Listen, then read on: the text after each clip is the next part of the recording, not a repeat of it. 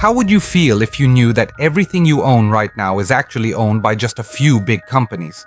It may sound exaggerated, but many of the products and services we use in our daily lives are under the control of just 3 big companies. From cars to toothpaste, from cell phones to painkillers, everything is in the hands of these giant corporations. To see this for yourself, you can do a quick Google search. When you look at Google's largest shareholders, you will see that 61.77% of the shares are held by institutional investors. Among these institutional investors, you should not forget the 3 companies with the largest shareholdings: BlackRock, Vanguard, and State Street. Now let's take a look at how these 3 big companies control other huge companies. If you look at Microsoft's shareholders, you will see the same names again: BlackRock, Vanguard, and State Street. Similarly, Apple's biggest shareholders include these 3 big companies. This shows that 2 seemingly rival tech giants are actually in the same hands. Think of Coca-Cola and Pepsi. They may look like arch rivals, but their biggest shareholders are the same. So no matter which brand you prefer, the winner will always be the same 3 big companies. Let's take another example to understand how much these companies are in our lives. The sneakers or jeans you love to wear are probably produced under the control of these giant companies. Even the fabric suppliers of these brands are under the control of these 3 big companies. Even the world's biggest textile companies and cotton producers depend on these giant companies. In addition, Bayer, one of the world's largest pharmaceutical companies, bought Monsanto in 2016. Monsanto produces 90% of the world's cotton seeds. So even a common painkiller like aspirin is produced under the control of these 3 big companies. Who are the owners of these 3 big companies? Who is behind these giants that advocate building a new world order and control the global economy? BlackRock, Vanguard, and State Street are the largest shareholders in 88% of the world's 500 largest companies. In total, they employ 23 million people and control more than 23 trillion in assets. This colossal sum is more than the output of the United States in 1 year. These 3 companies are not banks, but global investment management companies. While banks control clients' money, these companies manage clients' shares. Interestingly, these 3 companies are also among the shareholders of the world's biggest banks. So while banks are thought to own big companies, these 3 companies actually control global banks. These 3 giant companies have voting rights over the shares they own.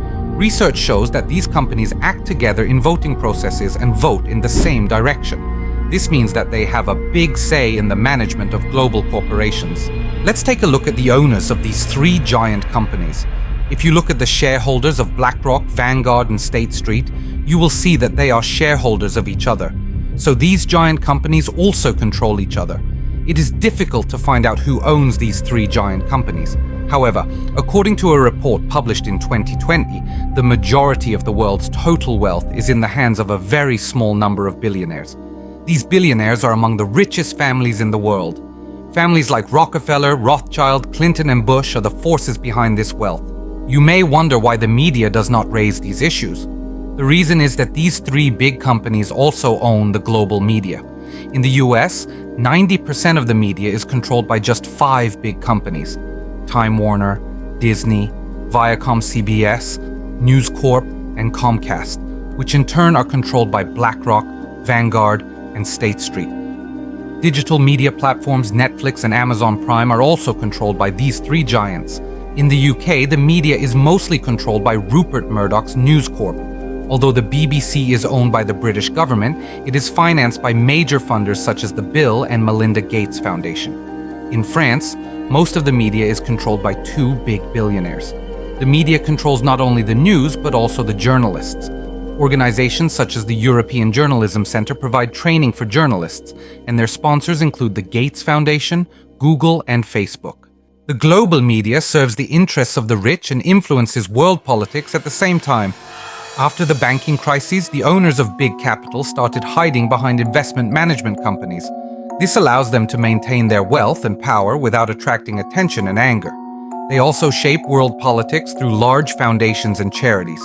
Organizations such as the Rockefeller Foundation, the Bill and Melinda Gates Foundation, George Soros Open Society Foundation, and the Clinton Foundation increase the influence of the rich on the world.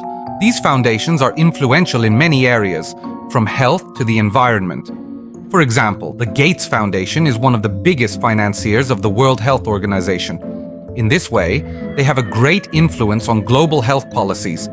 The Rockefeller Foundation is trying to correct their family's image as environmental killers by making large donations to environmental projects. Such donations are a strategy of the rich to improve their bad image and maintain their control over the world. Control of the global media shapes not only the news, but also people's perceptions and political views. One of the greatest dangers for democracy is when the media is controlled by a few rich people and only news that suits their interests is disseminated. This happens not only through the dissemination of fake news, but also through the suppression of real news. The rich protect their interests by targeting policies and leaders that are not in their interests. This is also true for countries with the world's most powerful economies. Countries like America and Japan have huge national debts. These debts also fall on the shoulders of future generations. For example, a baby born in the US starts life with an average debt of $100,000. This debt mortgages our future and further increases the control of the rich. As a result, many of the things we think we own are actually under the control of these big corporations. They own not only the products we use, but also our perceptions and political views.